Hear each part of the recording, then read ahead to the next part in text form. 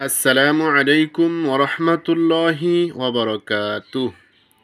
প্রিয় বন্ধুরা, আশা করি আপনারা সকলেই ভালো আছেন।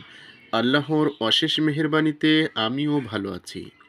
আজকের এই ভিডিওতে আমরা শিখে নেব সাপ দেখলে অথবা সাপের ভয় হলে এবং সাপের কামড় থেকে হেফাজতের জন্য যে দোয়াটি পড়তে হয়। আসুন আমরা দোয়াটি শিখে নিই।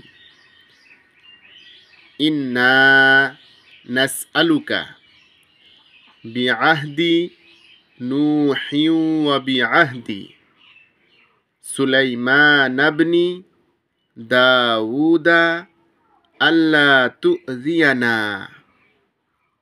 আরেকবার বলি, ইন্না নাসআলুকা বিআহদি নূহি ওয়া বিআহদি সুলাইমান ইবনি দাউদা আল্লা তুযিয়ানা।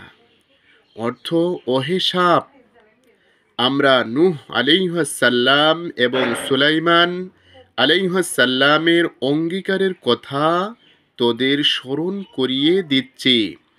তোরা আমাদের কোনো ক্ষতি করিস না এবং আমাদের কষ্ট দিস না। তিরমিজি, হাদিস নং 1489।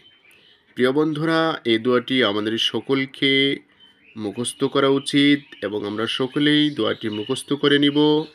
আল্লাহ তাআলা আমাদের সকলকে সমস্ত রকমের বিপদ আপদ, সমস্ত রকমের ভয়ভীতি, সমস্ত রকমের সাপ বিচ্ছুর কামড় থেকে হেফাজত করুন। আমিন। আজকের ভিডিওটি এ পর্যন্তই।